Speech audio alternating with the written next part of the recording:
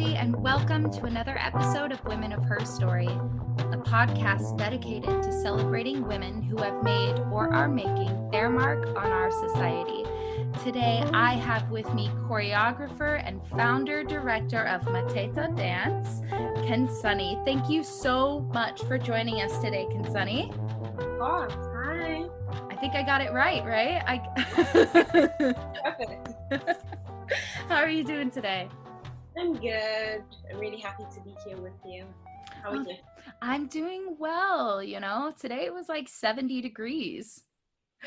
Well, why don't we get right into it? Speaking of New York City, how did you end up here all the way from South Africa? Yeah, that's a really long story. Let's get into it. Let's get into it. Okay. So I grew up in Johannesburg, South Africa, and Ooh. I live in a very noisy neighborhood. I apologize for all of the sound effects that you make. There's always sirens in the background of mine. It's fine. Okay, so I danced my whole life, and I wanted to attend Alvin Ailey American Dance Theater, the school, but I didn't know how it would happen. And so it was like, I kid you not, I had photos of Alvin Ailey in my high school locker. And during each break, I'd open my locker and look at it like a vision board. Like, one day, I hope. And I thought that hopefully I could come for like a summer intensive. And then oddly enough, my senior year of high school, I took this hot and technique class, and the then director of the Ailey BFA program, Ms. Anna Marie Forsyth, came to South Africa to teach it. Love Forsyth. Yeah. Just so happens she had been meaning to come to South Africa for years, and it just never worked out until this specific year. So I was there, and my dance teacher was like, go speak to her, tell her you're interested. And so I did. And to my surprise, she encouraged me to apply.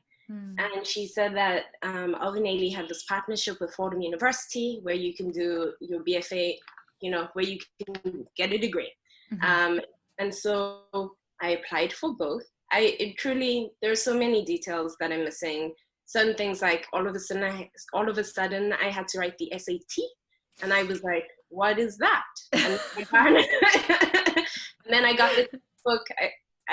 I got the textbook 3 days before. It's okay. I made it work. And by made it work, I mean, I read through it and I hoped for the best. I hope that my South African schooling would get me as far as I needed to get. Yeah. I had to apply for Ailey, a dance video, and I also had to apply for Fordham. And to my shock, I got in. The program is incredibly selective. They only select between around 40 students each year from around the world. And so I got in. At the time I was at law school at Wits University in South Africa. The South African education system is different, and so law school is undergrad, but it takes far longer. Anyway, so I told my parents. They were shook. They were so shocked. And so to make this long story short, I started applying for scholarships anywhere and everywhere to make it a possibility. I got a full scholarship. So I dropped out of law school after one semester. And when I was 19 years old, I flew to New York City, to attend the BFA program at Ailey and Fordham. So that's how it started. And it's been almost 10 years now, which is crazy. That's amazing. That's awesome. That's so cool.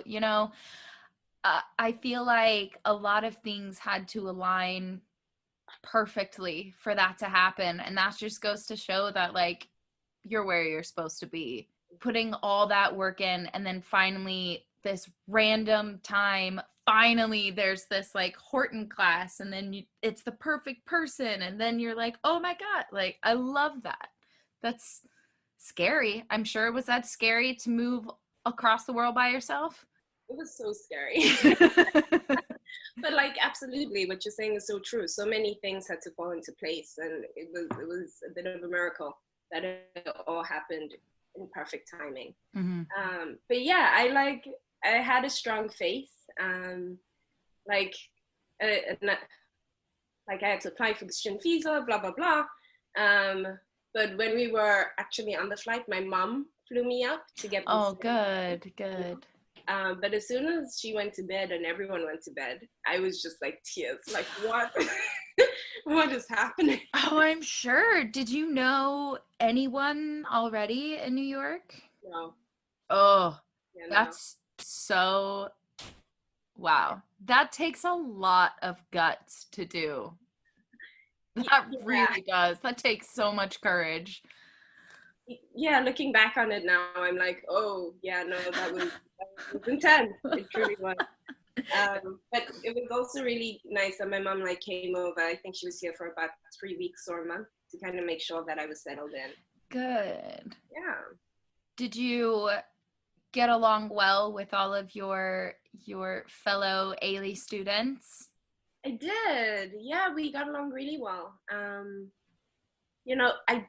definitely have a very different upbringing, Mm, and so there were, and there are also cultural differences, but everyone right. was really sweet, and so Good. in time it was lovely. Were there other international students in your year? There were only two, and the other student was from Canada. Wow. Hmm. Man. Wow. Well, congrats on all of that. And, I'm just like, that's so cool. I hope you've been congratulated on that before now, because that's so awesome. Thank you. Well, you've described MATHETA.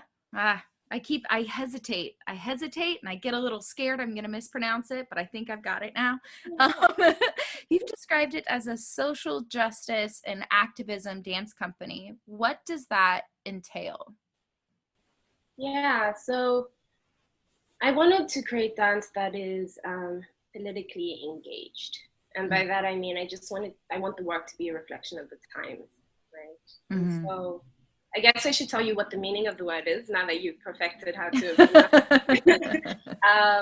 So it's based on the root word teta, which in my mother tongue, Masa, means to talk. And so the purpose of the company is to speak through movement, right? Mm-hmm. And the mission, or like our slogan, is that we believe that dance is a medium of social activism and a way of embodying beauty and joy in motion. Mm. And so as long as every project we do kind of encapsulates those things, then we are right on track. That's what MATHETA means to me. Mm-hmm. And I also think that art should be used as a way of escaping reality at times. So I'm not against that, but Mm-hmm. I tend to want to delve into things that center around injustice. Mm-hmm. And so that kind of just is where my work comes from most of the time. Right. Right. Kind of like a conscious performance, not just a regurgitation of movement.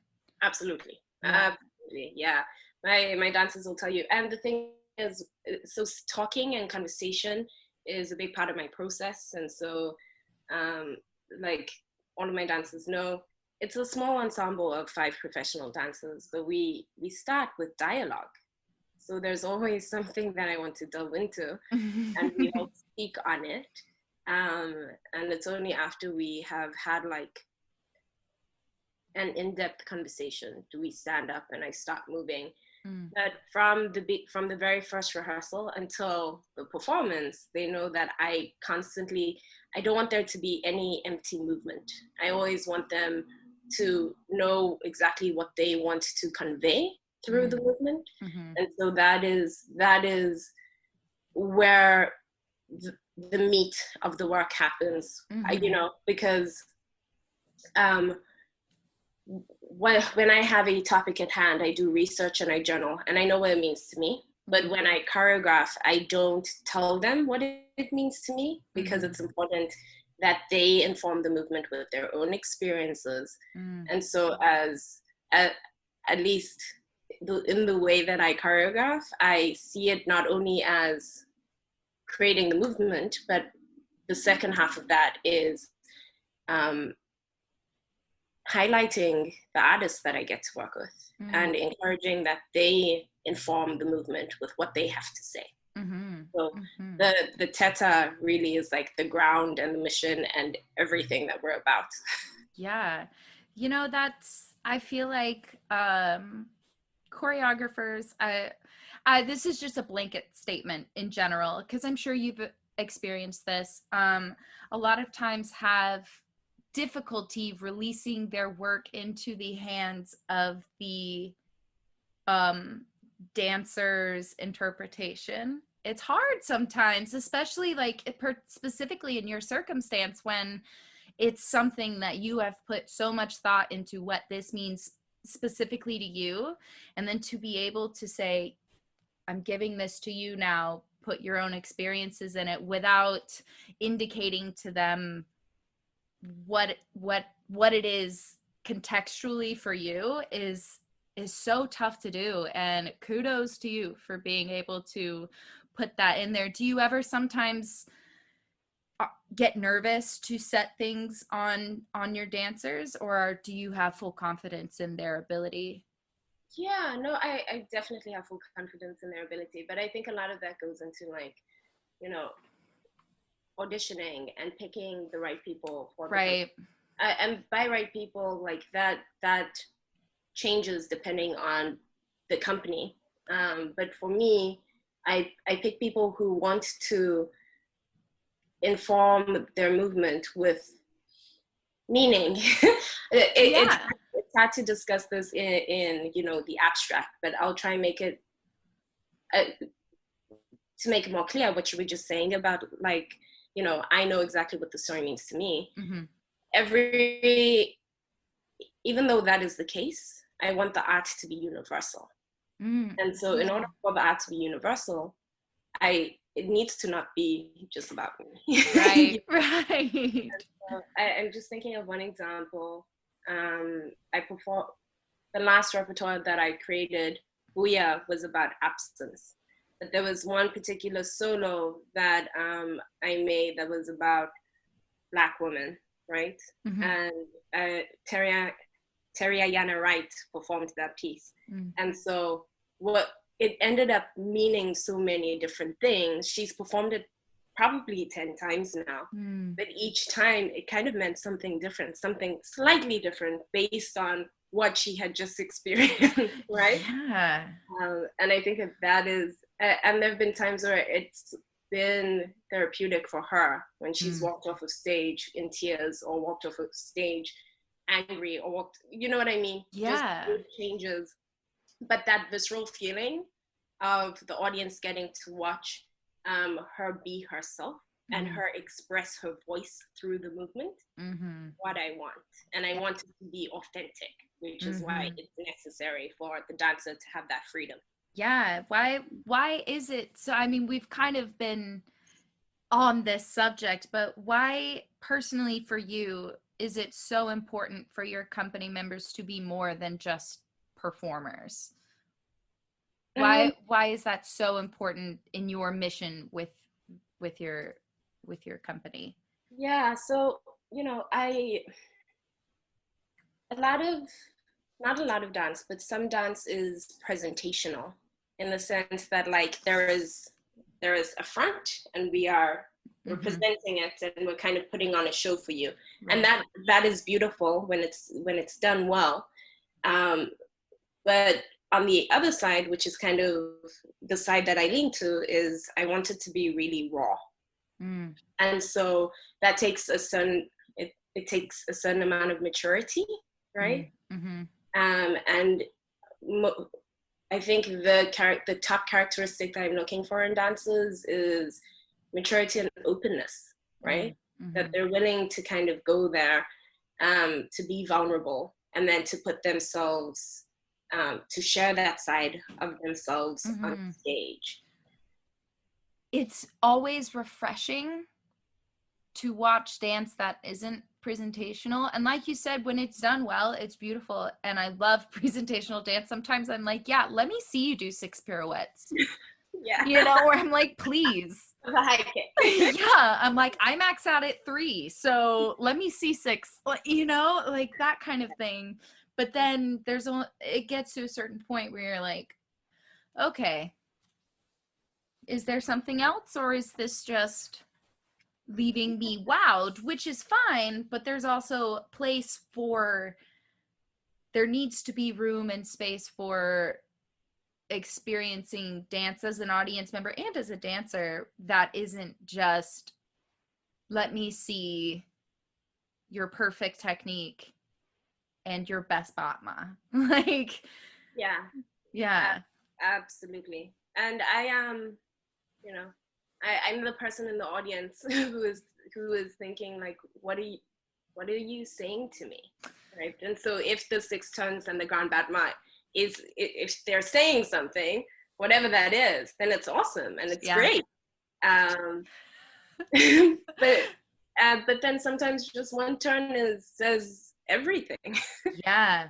So it's more about like the texture and the quality of the movement. Absolutely. And that's what I inform as a choreographer. Yeah. So why, with your training, have you decided to go into choreography instead of performing as a dancer? Such a great question. You know what, actually at the Ailey school, I started to realize that I had a gift in choreography, because each year they would have choreography festivals for the students. And so you would first of all ask your peers if anybody wanted to be in your piece. You choreograph something, you would hope to get into the festival, and then it would be showcased together with everybody else's, or, you know, the select students. So I did that one year, and then after that year, students started to come to me and be like, so can I be in your work? Yeah. Oh my God, that's fun. Okay. And then teachers started to take notice.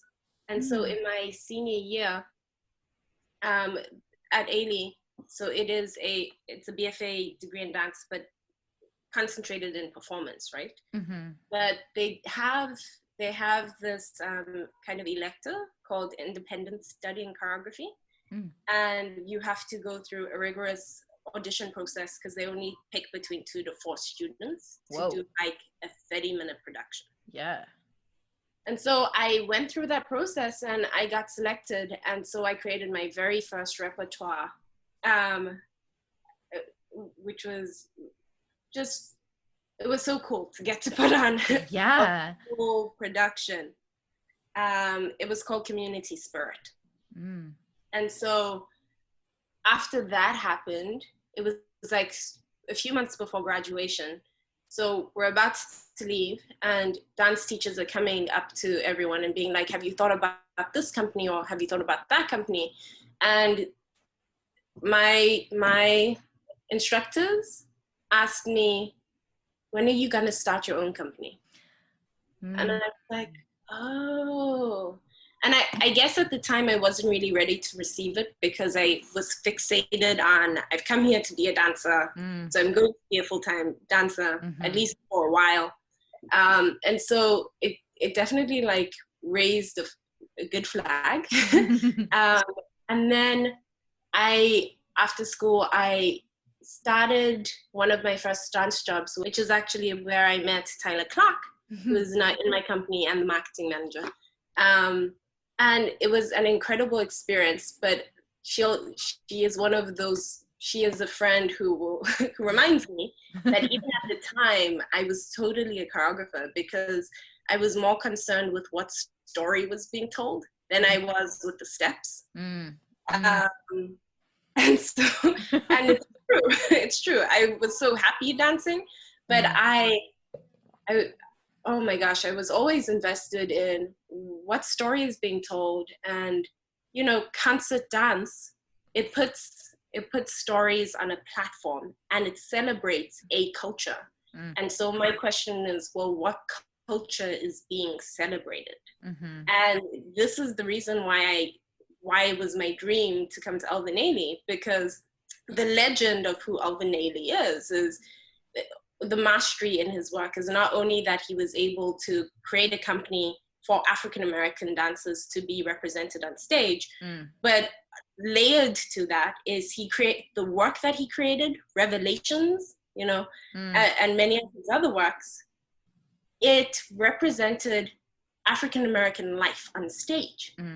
And that is revolutionary, because now you're not just talking about a Black body on a stage, you're talking about kids and families who get to go to City Center every season, right? And get to sit there and get to see their life celebrated on a concert dance stage.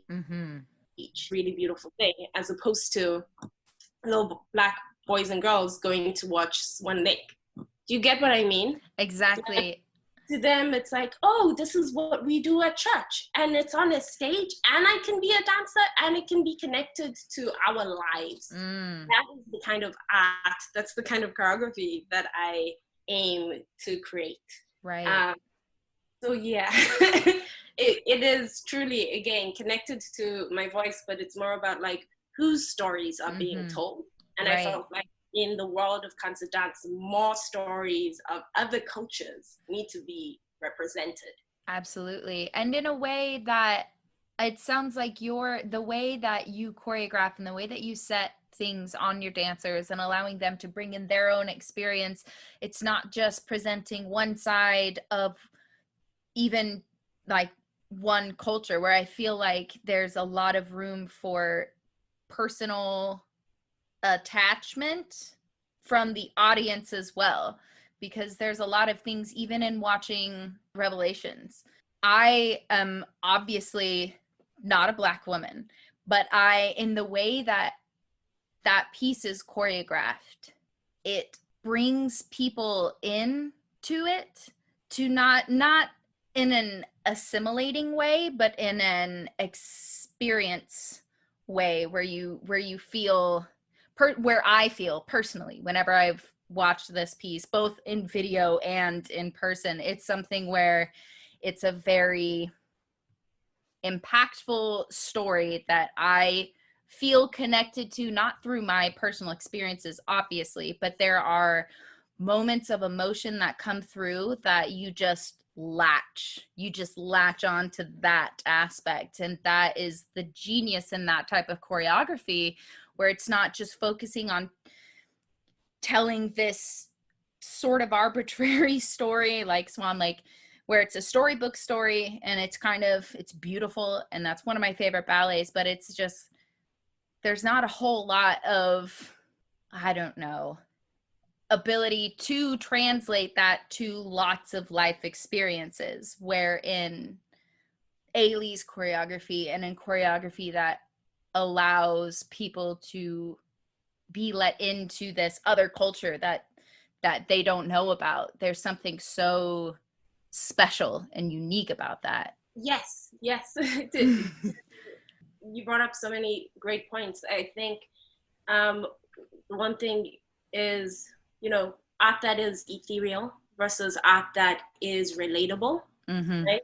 And so I had said earlier that, like, we need all of it. We need all of the forms of art. And definitely there's some dance where you go and it helps you to escape reality, right? So even Alvin Ailey, he created Night Creature, which is one of my favorites. And it's about these birds. And I love it because it's set to jazz, and I'm a jazz fan. But anyway, like, you need that. You need to be able to escape into ethereal art and like fantasy. But also we need the work that is relatable. And I think to that point of relatable art, there is also an aspect of cultural exchange, that all different cultures need to be represented, so that we can all be exposed to different cultures, so that we can value different cultures. Absolutely. But when it comes to representation, truly, when a culture isn't represented, then we just don't think about it, acknowledge it, or value it, which is an issue. No, absolutely. Like, That's something that is so, I mean, I already said it and I'm going to say it again. It's so unique and it's so special when choreographers are able to create that type of environment to showcase their culture and what that means to them while simultaneously inviting people in and and making the audience part of it, whether or not that means like breaking the fourth wall or whatever, like an actual, when you leave the space, when you leave the theater, you're like, yeah, yeah. You're like, I'm gonna go do something now. I don't know what it is, but I have to do something. Yeah, I love that. Yeah, and when we speak about art as activism, that's what, that's the definition of activism. It's a call to action. Mm. And so that truly is the definition of success as a choreographer for me. That if someone can leave my work feeling compelled to go find out more about whatever the topic was, whether it's a topic about women, about the black experience, either here in America or universally, whether it is the experience of immigrants. But if it is both beautiful, but also is intriguing enough that you leave the theater going, oh, let me find out more. Mm-hmm. That right there is shine. Yeah, my nickname is Sunny, and so like shine is a thing. And so in my company, instead of us saying like good luck or whatever, like before dancers go on to stage, I say shine. Oh, Yeah. that's so fun. That's much better than married, which is Yes, it yeah. is. It's the norm. And my question is why? I worked with a theater company forever where we before we would go on in the dressing room, we would do what was called the don't suck chant, and we would just like start chanting don't suck, and some people would be like don't suck, and everyone's like don't suck, don't. It's hysterical. But it puts you in a good mood, like you're ready to go do stuff. Whatever you need to get in the you need to that.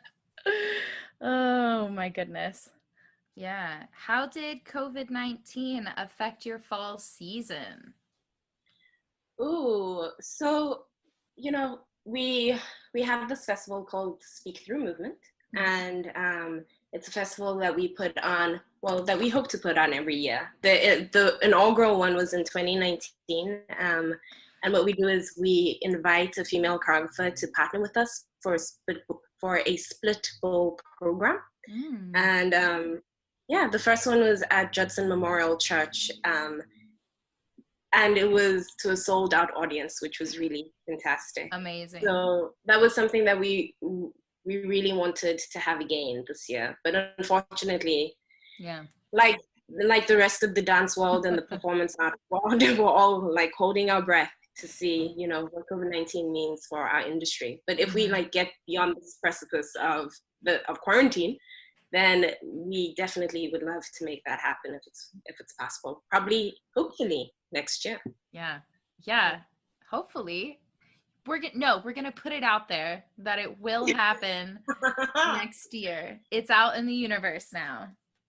It'll happen. Are there any recent wrong word. Are there any recent campaigns that the company has been able to execute along the lines of your activism? Yes. So this I'm so excited to speak about. We founded and launched the campaign Move for Black Lives. And so this was a online campaign, and basically we aimed to use dance as a form of protest.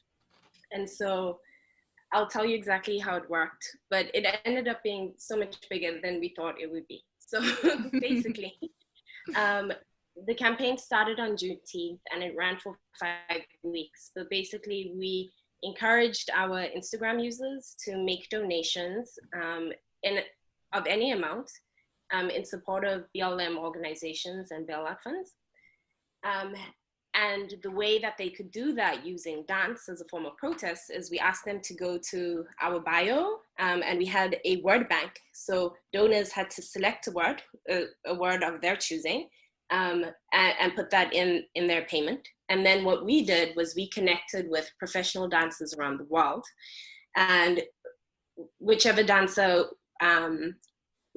wanted to work with that word, they improvised movement inspired by that word. Mm-hmm. And then they sent us the footage. We edited it. We posted it on our Instagram page and tagged the professional dancer and the donor to say thank you so much for using art as activism. I love it. That's so unique. Thank you. So it's like a simple idea. But what ended up happening was, we started with 25 professional dancers in mind. And as the ball started to roll, like we had such a great launch on Juneteenth. And then so many people donated. We were like, oh, we can't post everything today because that would be madness. So we had to pace it out. And so we would post the word in our story and tag the donor, and then 24 hours later, their dance film would be, posted. And so like on average, we posted about 2 videos a day. And as this was happening, dancers started to message us. So Tyler Clark, who is our marketing manager, she was like, oh, these professional dancers are DMing us because they want to be a part of the campaign. And that was amazing.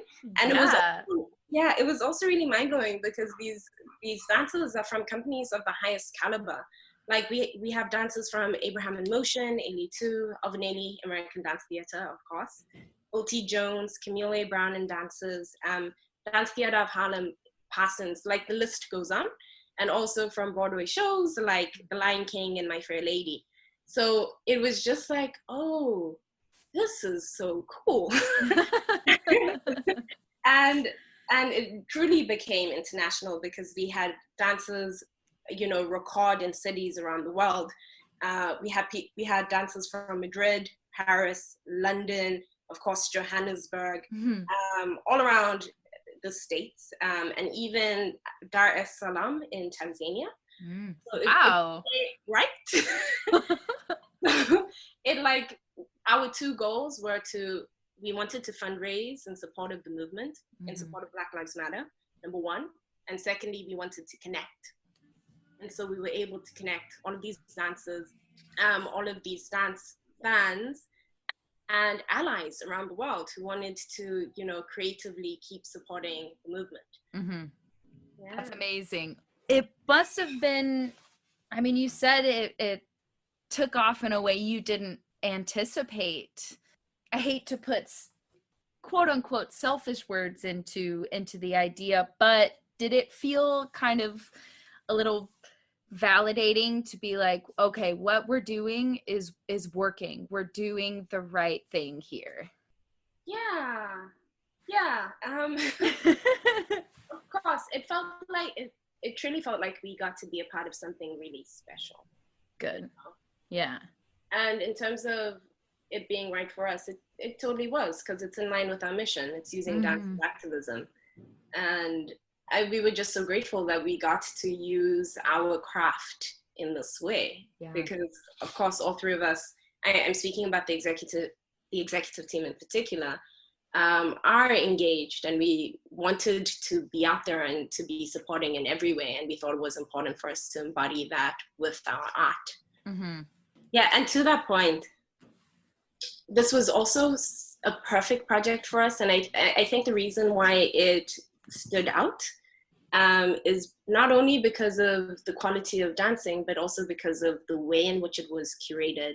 The company manager, Terry Ayana Wright, is actually, she's a graduate student at the School of Design and Technology at Parsons. Oh. Yeah. Wow. With the concentration in dance and visual effects. So this was the perfect project. Yeah.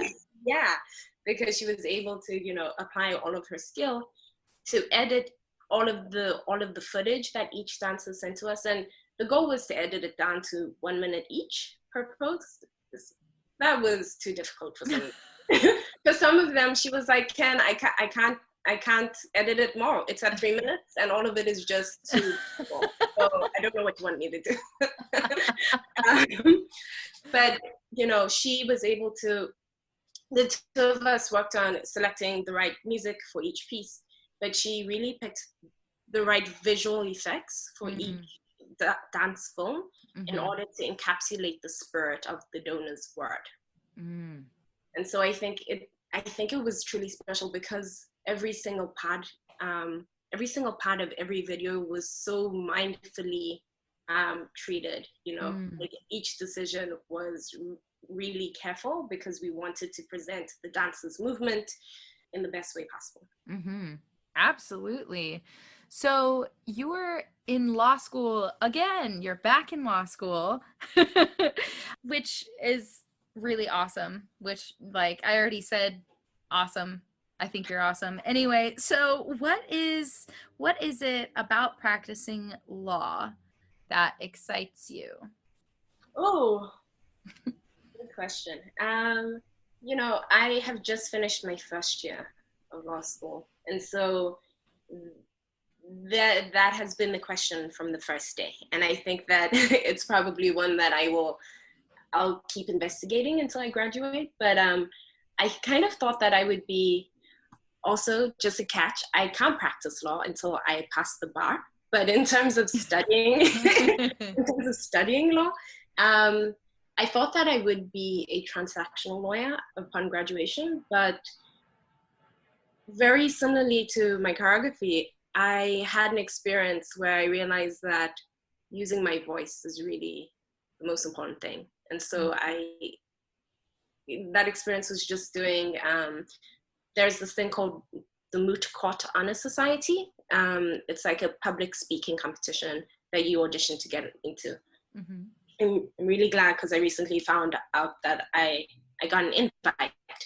In auditioning, the whole point is you're meant to present an argument to advocate for your client, right?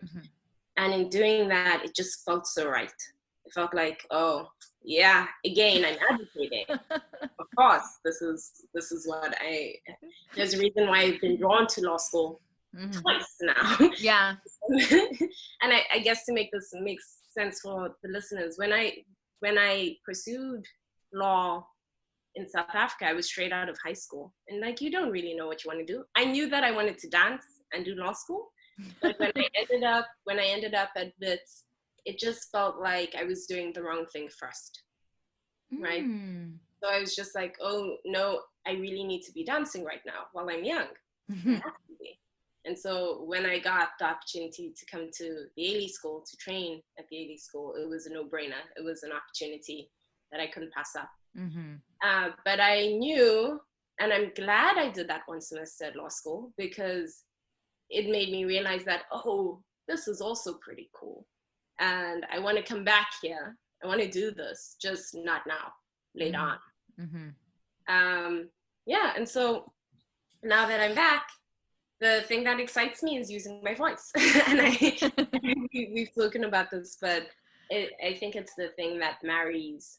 I know it's strange that I have these two different passions, but at the core of it, it's using my voice to advocate. Right? And whether that is through movement or whether that is through litigation, I feel like I'm in the right place. Yeah. It sounds pretty on brand for you. It really sounds like based on solely the mission of your dance company that it's a natural step to be in law school. And it doesn't, like, on paper make sense, but when you really look at the base of it, you're like, yeah, no, that makes sense. That makes sense. How have the COVID restrictions affected your status as an international student? Oh, interesting. Well, President Trump has made that announcement that the ICE policies would change a few weeks ago. And so international students whose schools would be completely online for the fall had to go home. At least at the time, that was what was demanded. Mm-hmm. Yeah. I think that sums up how I felt. Yeah. Like, yeah. And so it sucked. Yeah. But thankfully now international students don't have to fire. It was just very disconcerting. You know, it just feels, but these are the times that we live in. Everything feels very uncertain. And it's just another level. It's just unfair that I had to think about, you know, having to move my life home. Yeah. Especially when you've been here long enough for, I mean, I don't even want to say long enough, because there shouldn't be quantifying in when something is your new home, but like you've been here a decade, like, you know, what a strange then requirement where you're like, wait, because I am actively bettering myself and the community, and because of a pandemic, now I have to go home, like to my home country, but this is my home. Like, that's such a I can't even imagine that feeling. Yeah. I think at the base of it, it's, you know, the conversation of how do you view immigrants? Like, do you view them as people who have come to the country to take, or do you view them as people who have come to America to add value, right? And so, you know, that is another conversation in itself. And there are definitely nuances. But as someone who has, you know, applied for numerous visas and thank God has gotten each one for each season of my life, you know, when you comply with all of the laws, then it's okay for the system to change in a moment and say, no, even though you did everything right, you need to go home now. Yeah. Yeah, that's wild. I didn't even like make that specific connection. Like, you've literally done every single part of the process required process, and then all of a sudden they're like pulling out the rug from you. Well, I'm really happy to hear that has been changed. Because, man, yeah. Do you ever doubt yourself? Absolutely. Yeah, thank God I don't doubt myself often, but it definitely happens. And you know, I have a unique path, so I think part of it is I don't necessarily have someone who I can point to as having pursued both a law career and a choreography career, right? So a lot of this, I am kind of pioneering my own path. And I think what helps me to not doubt myself as much as I could is patience, and also defining what success is to me, and not allowing the world to define that for me. You know, because I think a lot of the frustration that we all deal with and a lot of the doubt that we all experience is because we compare ourselves to everyone else. And so when you don't, it's incredibly freeing. Yeah. But as it pertains to my story, I think, of course, with the law career, it's all very regimented and incredibly structured. But in terms of my career as a choreographer, I'm not under the time crunch that dancers are under. Like, as a dancer, you really want to make it young. You know, you want to have, per se, offers to be a full-time dancer. But like, I would even push back against that, because there are professional dancers who have other careers and are in packaging companies in the evening.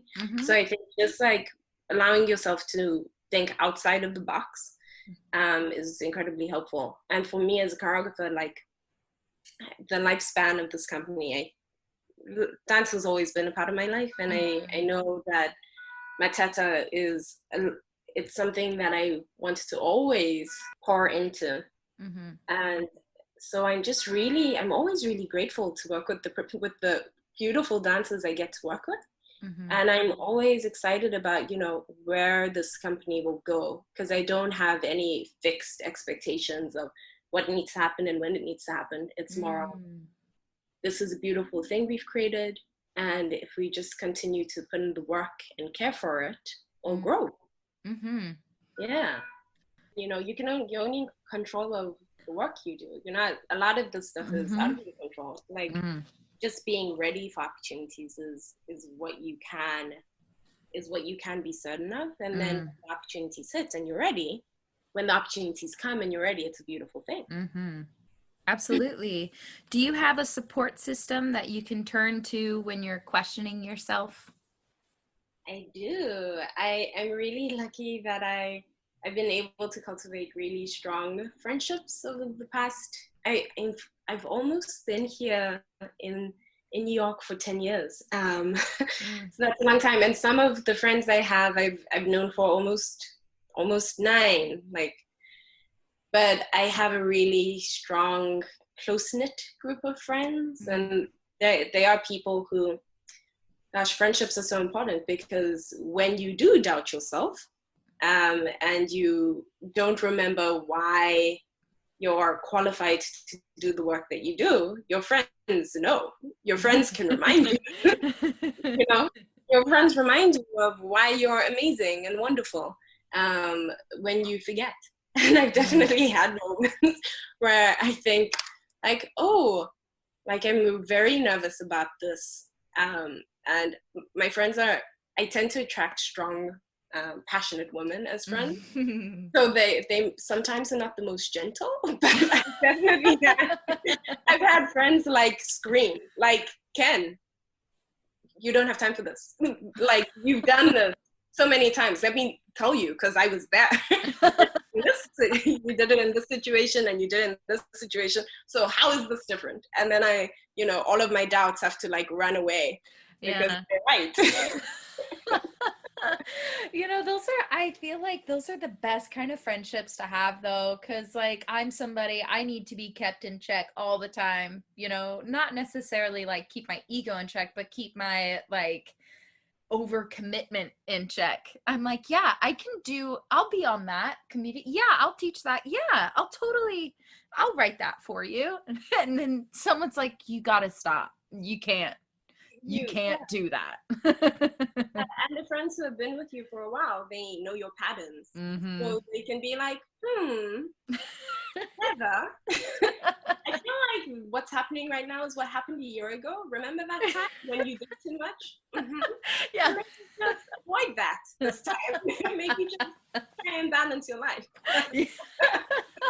Yeah, it's like, maybe, oh man, yeah, they're like, no, yeah, that happened before. It didn't turn out well, did it? No, it didn't.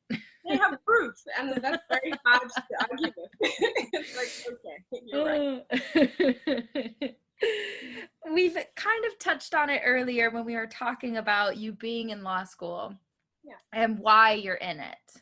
But what do you hope to achieve when you finally walk across the stage with that law degree? Ooh. And it's totally okay if you don't have an answer. No, I do. I guess I'm just very open right now as to what the future could look like, so I don't have a set thing in mind. My interest areas are, I am interested in practicing human rights law, and I'm also interested in business immigration, right? So I've already gone through the visa process so many times for myself. Why not help other people? Yeah. So yeah, right now, while I'm in school, the goal is just to learn. The goal is to just learn as much as possible. And then we'll see. Yeah.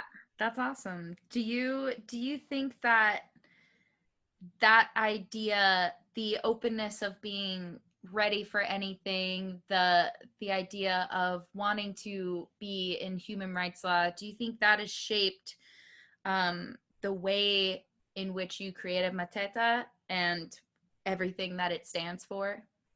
I I think that my two careers will definitely inform each other in the future. Mm-hmm. But for now, I see them as really distinct. Mm-hmm. Yeah, especially because I founded MATHETA in 2017 before law school began. Right, right. You know, so it is. You know, I'm a choreographer in my own right, and I think that that has been just a really lovely thing.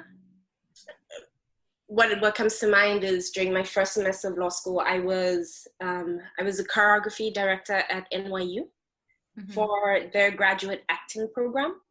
Ooh. And so I'd run from class to NYU to choreograph, and it was such a great project. They had to base it had to be a South African story. That was the project.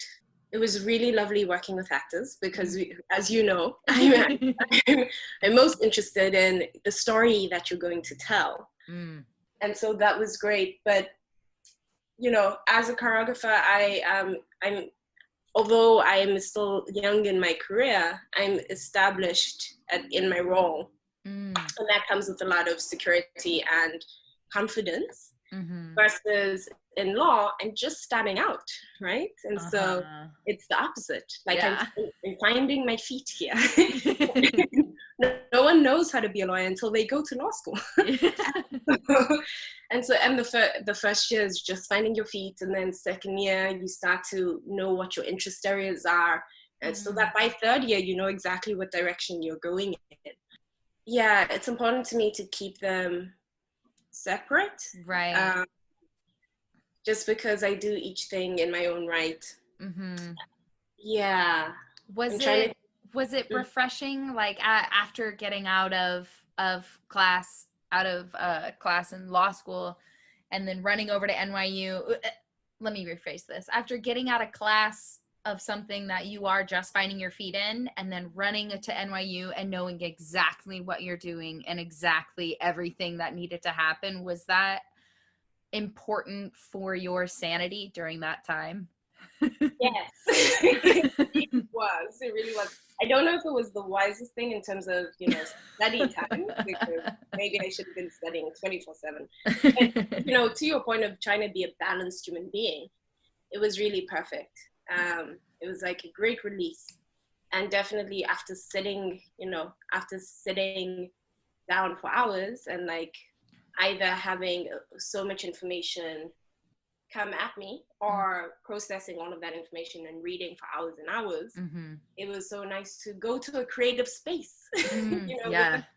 like these are the people that I connect with so easily. Mm-hmm. And of course, when I find as I explore my interests in law, I'm gonna find those people too. But it Mm-hmm. was definitely comforting to go to that space Yeah. and yeah, and take charge of the room and direct and help these actors who are so excited to dance and to move, like teach them how to dance, so that they went from like, oh no, I can't do this, to, oh wow, oh, this is just another form of expression that I can use in my acting career. That was really heartwarming for me and incredibly satisfying. Mm. Are there any professors that you have in school right now that are inspiring you, or ones that you know you really want to take their class next year or next semester, this semester? Wow, when are we? I don't even know. When are we? Yeah, absolutely. For the fall semester, I'm on this human rights clinic under a professor who is incredibly inspiring. And so I'll get to work with her one-on-one, which I'm super excited about. But really, all of the classes are really fascinating. And then for some, it's just the professor who I really want to learn from. For example, we have this one. She's a newer professor, but she spent some time in South Africa practicing at the Constitutional Court. So like, wow. I'm like, oh, I really, really want to get to know you, you know, and Yeah. learn from you. That's so cool. Is it a little different finding inspirations in these types of academic environments instead of strictly creative environments? I I think sometimes, you know, these are textbooks.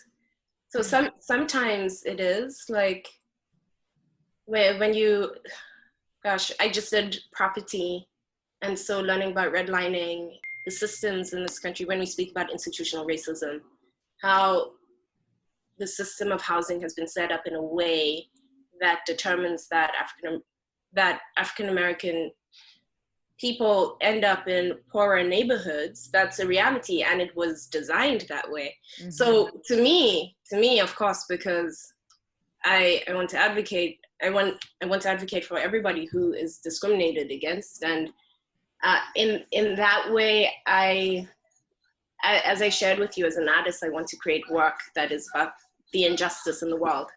So I guess seeing it in a black and white way is very helpful, because it just means that I am a more informed artist. Yeah. Wow, that was a really good answer. That was a really good answer. So before we get to our last two questions, is there anything else that you would like to add, how we can follow you and your company, or anything that we didn't touch on? Let me think. Well, definitely, please follow us if you are a dance fan.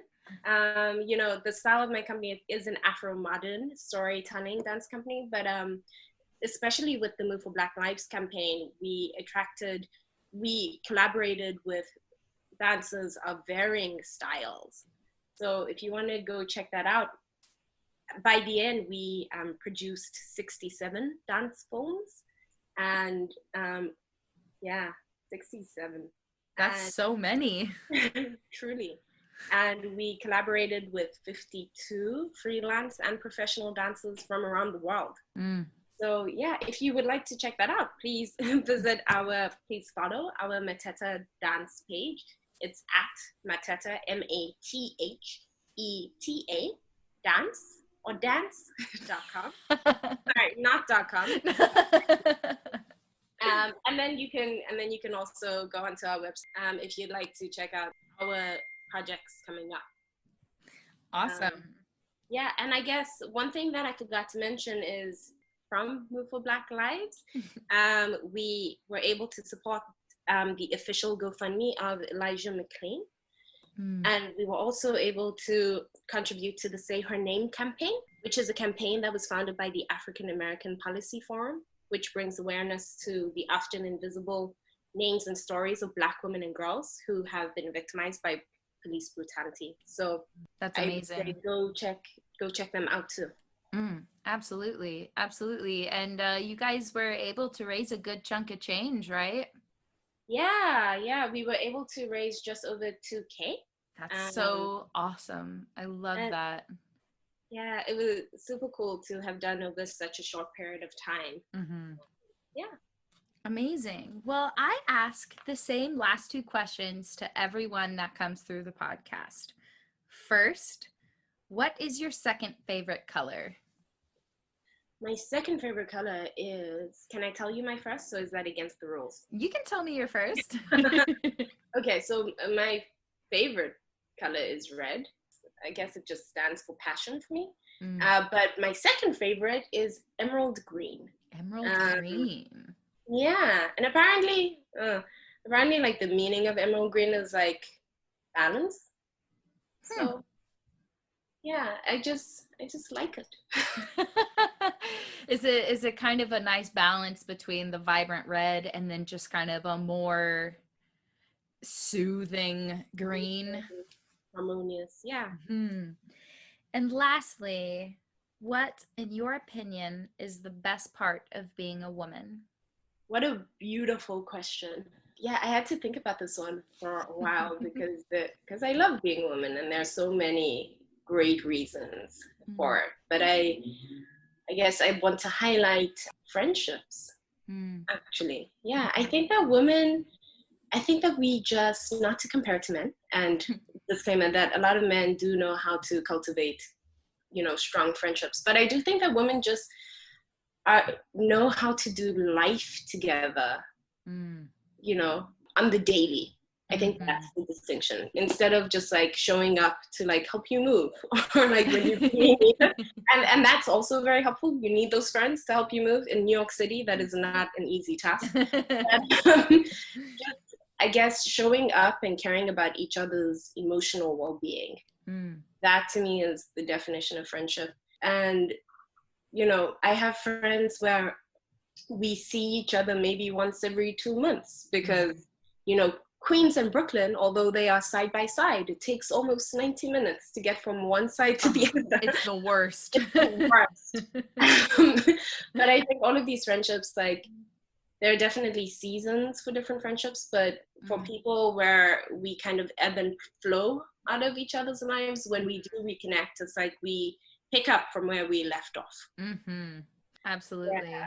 And so just having women who are strong and passionate around me has always inspired me, and I've always had friends who I find inspiring. So that truly has helped me, especially because I moved here without family when I was 19. I look back thinking like, how did this like work? It's because I had such a great support system. I had incredible women surrounding me. I love that. That's so true. Especially saying you had the friends that you can just pick up with when you. I mean, I have a friend. Wow, we've been friends for 20 years, and we could go a couple months without talking, but not intentionally, just life, and she lives in Texas. I live here. And we see each other maybe twice a year, if that. Sometimes it's just once. And it's like no time has passed. Every single time it just picks up. And I think that is a unique quality in women. Men have it too, but specifically women, because we can tap into our emotions much easier and much faster. It's easy to find that feeling that you had the last time you saw them, just at the drop of a hat. Absolutely. And I think that what you just brought up is a key part of it.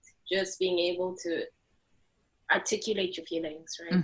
It's something that men sometimes don't have the privilege of doing. And I think because we as women, like, we make space for each other to speak about our feelings, it means that not only do we get to be, I think, like, that is obviously helpful for just your overall well-being, but it also means that we get to know each other very deeply. Yeah, absolutely. Well, thank you so much for joining us today, Khensani. You are the type of person that is born to lead, and I can't wait to see the impact that you will undoubtedly make. Aww. Thank you so much, Ella. That's incredibly sweet to say. Of course. Hope so. No, you will. You have to put it out in the universe. Yes, you will. You will. I'll put it in my school locker. There you go. Oh, man. And thank you, listeners, for tuning in again. Don't forget to subscribe, rate, and review so that our show can continue to grow and more people can be inspired by the incredible women that we get to talk to every week. Visit our website at ofherstory.com. Follow us on the social medias, Twitter at the Her Story Pod, and Instagram at Women of Her Story Podcast. Until next week, be safe, stay healthy, and show the world what you're made of.